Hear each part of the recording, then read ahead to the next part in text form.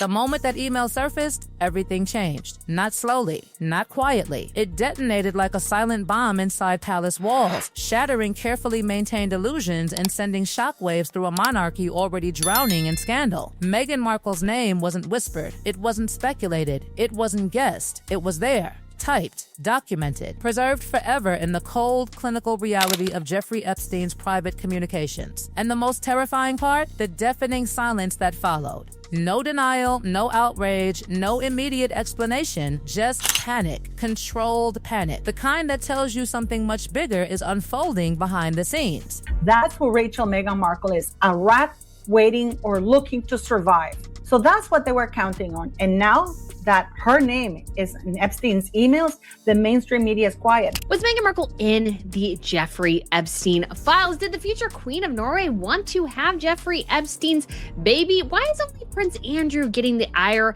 And I think it's a really dangerous time for the royal family. I think what Prince William has done very smartly is got himself out of that toxicity. So he's taken on Edelman PR and he go to King Charles's premiere. This report from CharityWatch.org. The headline is Archewell Philanthropies new name, same old transparency problem. This is a conversation that you and I have on repeat. Links to the Jeffrey Epstein matter. The Duchess of Sussex, Meghan Markle, is likewise excluded for the same grave breach of trust. The monarchy will advance under William and Catherine with renewed integrity. To Meghan Markle, I believe she might be getting a little bit worried because she is named in the Epstein files. Now, of course, being named in the Epstein files does not mean wrongdoing, but I've got questions. The Epstein files just exploded. Meghan Markle officially named, with pics of her in a bathrobe cozying up to an Asian guy in a hotel room. That bracelet she never takes off, clear as day. The Royal Victim Act is over. Meghan Markle right now is screaming in Montecito, I got you a scoop, the scoop.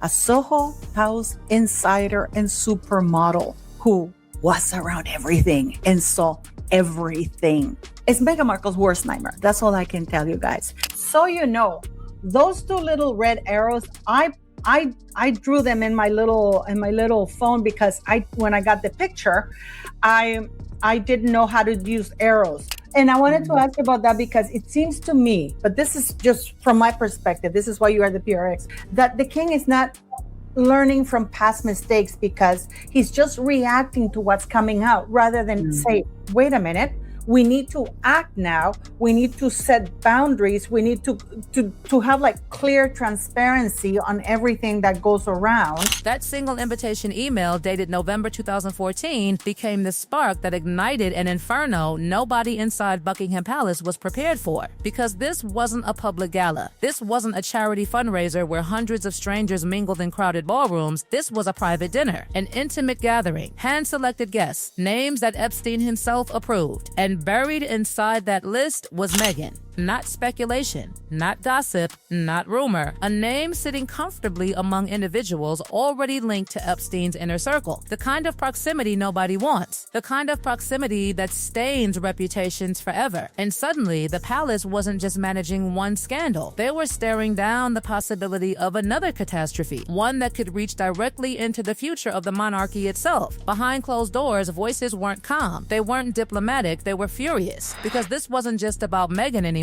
This was about survival, institutional survival, public trust survival, legacy survival. Every decision now carried consequences that could either stabilize the crown or fracture it beyond repair. But one man wasn't waiting. He wasn't hesitating. He wasn't willing to let silence protect anyone anymore. Prince William had reached his breaking point. And then the deeper I got, the less sense things made. And now, with this email from the Epstein files, pretty much confirms to me all we've been talking about. And I'm going to tell you why the mainstream media doesn't want to touch this topic with a 10,000-foot pole. This wasn't the patient, composed William the public had grown used to saying. This was a man watching the institution he was born to protect being dragged deeper and deeper into scandal after scandal. And sources whispered something chilling. William wasn't asking anymore. He was forcing action, forcing accountability, forcing King Charles to confront realities he'd spent decades avoiding. Because William understood something Charles never fully accepted. The monarchy couldn't survive another Epstein shadow. And then came the smoking gun that made denial impossible. Stunning, some of the things that she has said or other people have said about her in these emails. And it's not particularly flattering. And honestly, I think it raises a lot of questions about her suitability for royal life and her suitability to be the future queen. This is almost, you could say, sort of a worst case for very, very serious charges, including things that echo Jeffrey Epstein for sure. I think in so many ways, she is an example of how it's so important to go through some sort of vetting process to choose the right spouse when it comes to a royal, because royals represent the country, and it's not a particularly good look. This wasn't just a vague reference buried in thousands of pages. This was direct communication. Leslie Graff, Epstein's personal assistant, coordinating invitations, managing guests, facilitating access. And the names weren't random strangers. They were people already linked socially, personally, and publicly to Meghan Markle's life. And one name stood out with terrifying clarity: Heather. Here, it's from Leslie Grodd to Reid Hoffman, some other people, Karina Shuliak, Martin Nowak, Applied Minds, Inc. Hello, Saida, Micah or Mika, Heather. That would be Heather, Dorak, Meghan, Julie, Sarah, Alice, Martin, May, Karina, and MI. Jeffrey looks very forward to hosting dinner on November 30th at 8 p.m. at Martin Nowak's Institute located at 1 Brattles Square, Suite 6. Heather Dork wasn't some distant acquaintance. She was a close friend, a trusted presence, someone photographed repeatedly beside Meghan in intimate personal settings, vacations, private gatherings, exclusive yacht trips, the kind of friendship built on trust and proximity. And proximity to Epstein's world was becoming impossible to ignore. Then came the line that made everything darker. Jeffrey looks very forward to hosting dinner. Not a public function, not a charity appearance. Hosting dinner, personal, direct, intentional. And suddenly, every photograph from those years looked different. Every yacht trip, every smiling group photo, every carefully curated moment now carried an entirely new context, a new suspicion, a new weight. The palace knew exactly what this meant. This wasn't just about optics anymore. This was about credibility. Because once a name appears inside Epstein's communications, it never truly disappears. It becomes part of a permanent record, a permanent association,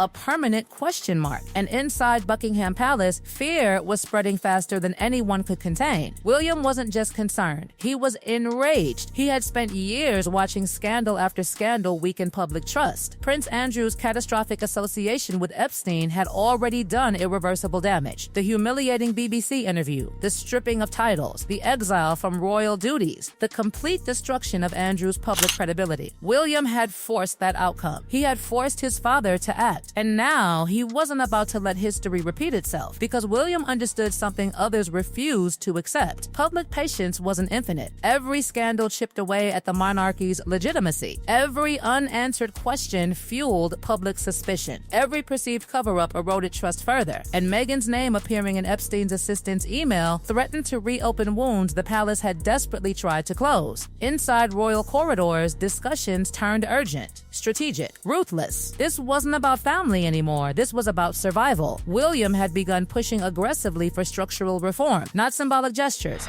not carefully worded statements. Real consequences, real changes, permanent protections against future damage, because he knew something Charles struggled to confront. The monarchy's future depended on decisive action. Charles had spent his entire life protecting family, defending relatives, avoiding confrontation, preserving unity at any cost. William didn't share that hesitation. He was willing to sacrifice relationships relationships to protect the crown itself, and Meghan's sudden reappearance inside Epstein's communications became the final confirmation he needed. The situation was becoming uncontainable. Public questions were growing louder. Media silence was becoming more suspicious than reassuring, and William knew that waiting would only make the eventual fallout worse, because when scandal lingers unanswered, it mutates, it spreads, it infects everything around it. He had seen it happen with Andrew. He refused to watch it happen again. But what terrified palace insiders most wasn't just the email itself, it was what might come next, because Epstein's files weren't fully exhausted. More documents could emerge, more names, more connections, more evidence capable of igniting fresh outrage. And William understood something chilling. If the monarchy appeared weak now, it might never recover. The clock was ticking. Decisions had to be made. Lines had to be drawn. And for the first time in years, King Charles was being forced into a corner he could no longer escape. The future king had spoken, and the reckoning had begun. The pressure inside Buckingham Palace was no longer manageable. But it wasn't subtle whispers anymore. It wasn't cautious discussions over polished tables and carefully rehearsed statements. It was raw panic disguised as control. Every advisor, every legal strategist, every royal handler suddenly found themselves scrambling to answer a question nobody could answer without consequences. Because once Meghan Markle's name appeared in Epstein's assistant's invitation email, the palace lost something it had protected for generations: the illusion of complete separation from scandal. William could feel it. He could see it in the hesitation of his father, in the careful wording of palace statements, in the silence that spoke louder than any denial ever could. And that silence infuriated him.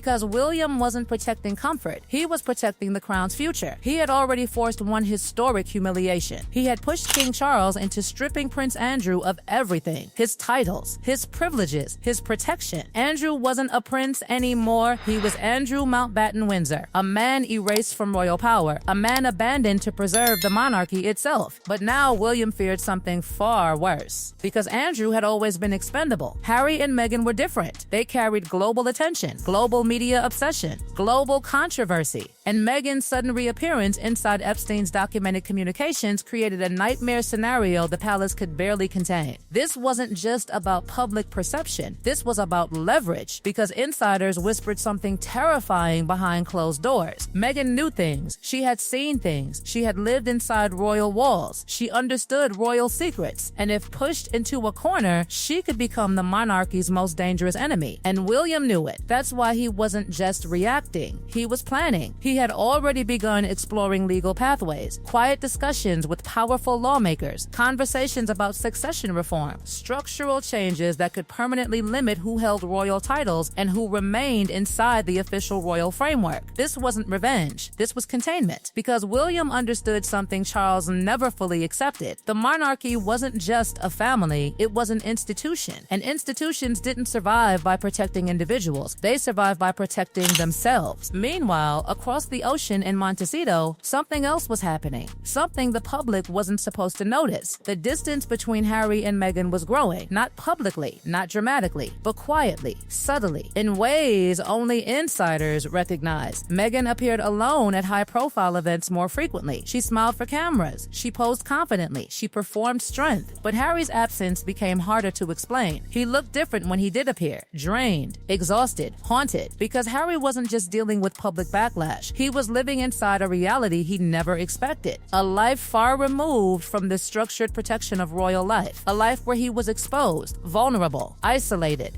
And now, as Epstein's shadow touched Meghan's name, Harry faced something even more terrifying: uncertainty. Because he knew William. He knew his brother didn't bluff. When William decided something threatened the monarchy, he acted. And Harry understood something nobody wanted to say out loud. William was preparing for war, not public war, institutional war, legal war, permanent war. Back inside Buckingham Palace, King Charles faced the most painful reality of his reign. He wasn't in control anymore. William was. The future king wasn't waiting for permission. He was forcing momentum, driving decisions, shaping outcomes, because William understood the public mood. People were no longer blindly loyal. They were skeptical, investigative, demanding accountability. And every Epstein connection reignited public anger. Every association association reminded the world of Prince Andrew. Every new revelation reopened wounds the palace desperately wanted forgotten. William couldn't allow another Andrew situation to grow unchecked. He wouldn't. That's why discussions about title removals became more serious. Not rumors, not speculation, preparation. Because William believed something Charles struggled to accept. If Harry and Meghan remained tied to the monarchy while controversy followed them, the entire institution could collapse under accumulated scandal. And Meghan knew it too. That's why insiders whispered about her growing urgency, her growing anxiety, her growing fear. Because royal titles weren't just symbolic. They were power. They were status. They were currency. Without them, everything changed. Public interest faded. Media protection vanished. Influence evaporated. And Meghan had built her entire global identity around that royal association. Losing it would mean losing everything. Meanwhile, William wasn't acting emotionally. He was acting strategically. He had watched carefully, observed quietly, calculated patiently.